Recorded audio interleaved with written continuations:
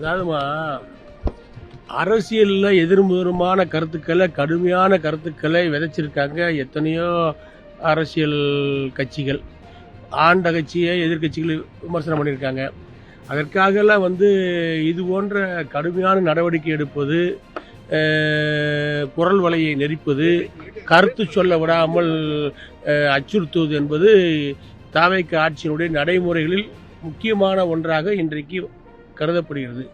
தன்னை எதிர்க்கின்றவர்களை, எதிரணியில் இருக்கின்றவர்களை ஒடுக்க வேண்டும், அடக்க வேண்டும் என்று எண்ணுகின்ற இந்த ஆட்சியினுடைய நிலைப்பாட்டை அறிந்தவர்களும் அறிஞர்களும் ஏற்றுக்கொள்ள மாட்டார்கள். மிரட்டுறதா தான் அர்த்தம்.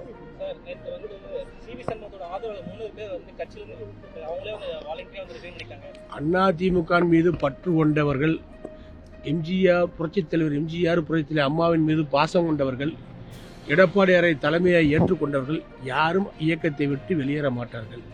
அப்படி வெளியேறும் என்று சொல்லுபவர்கள் வேற ஒரு காரணத்தை முடிவெடுத்து விட்டு அதற்கு ஒரு காரணத்தை தேடுகிறார்கள் என்றுதான் அர்த்தம். யாரு வெளியே போறாங்க? அதெல்லாம் யாரும் வெளியே போல.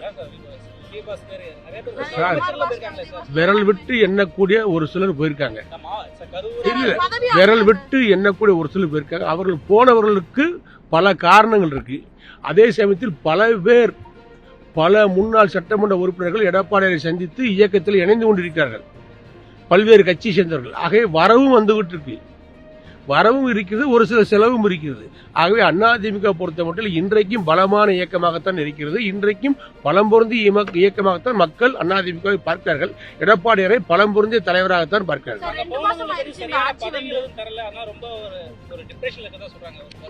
அது செய்தி வந்துகிட்டு இருக்கு. அது சம்பந்தமா இல்ல அப்படி அவர் சந்திக்கக்கூடிய வாய்ப்பும் கிடைக்கல, பேசக்கூடிய வாய்ப்பும் கிடைக்கல. அது அங்க போனவங்களை பத்தி நம்ம பொறுப்பு கிடைக்க கொடுக்கல சொல்லி நம்ம வருத்தப்படக்கூடாதுல்ல. அது வருத்தப்படக்கூடியது அவங்க தானே.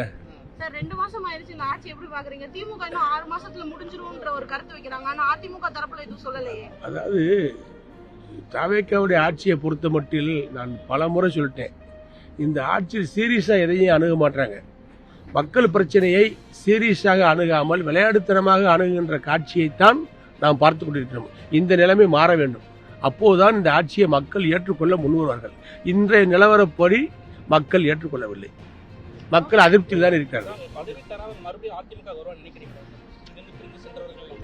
அதிமுக விட்டு புரட்சித் தலைவர் காலத்திலும், புரட்சித் தலைவர் அம்மாவுடைய காலத்திலும், எடப்பாடியாருடைய சமீப காலத்திலும் அதிமுக விட்டு வெளியேறவர்கள் அத்தனை பேரும் மீண்டும் மீண்டும் வந்துகிட்டு தான் இருக்காங்க. ஆகவே சென்றவர்கள் அத்தனை பேரும் வரக்கூடிய ஒரு சூழ்நிலை உருவாகும். ஏனென்று சொன்னால் அதிமுக தான் எல்லோரையும், எல்லா அரசியல் லீடர்களையும் உள்ளடக்கிய ஒரு இயக்கமாக பரிபூர்ணமாக ஜொலிக்கக்கூடிய இயக்கம்.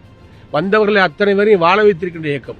ஆகவே அங்கு விரக்தி அடையக்கூடியவர்கள் அத்தனை பேரும் வாழ்வாதாரம் தேடி வாழ வேண்டி அதிமுகத்தான் மீண்டும் வருவார்கள். அதற்கான சூழ்நிலை வரும். சார், கைது நடக்குமா? கைது நடக்கிறது, சிறைக்கு செல்வது, படிக்கட்டுகளில், கோர்ட்டு படிக்கட்டில் ஏறுவது, இதெல்லாம் அரசியல்வாதிகளுக்கு சகஜம்தான். ஆகவே அரசாங்கத்தினுடைய இரும்பு கரம் கொண்டு அடக்குகின்ற இந்த அரசியல் நடவடிக்கைகளை கண்டு அதிமுக ஒரு காலம் பயப்படாது. அதை சந்திப்பதற்கு தயாராகத்தான் இருக்கும். மக்கள் பிரச்சனையை முன்னிட்டு எங்கள் பொதுச்செயலர் எடப்பாடி அறிவிக்கின்ற போராட்டங்கள் எதுவாக இருந்தாலும் அதிமுக வலிமையாக இந்த அரசை எதிர்க்கும். அப்படி ஒரு சூழ்நிலையில் அதிமுக நிர்வாகிகள் கைது செய்யப்பட்டால் அதை மனப்பூர்வமாக சந்திக்கக்கூடியவர்களாக நாங்கள் இருப்போம். நன்றிமா. நன்றி.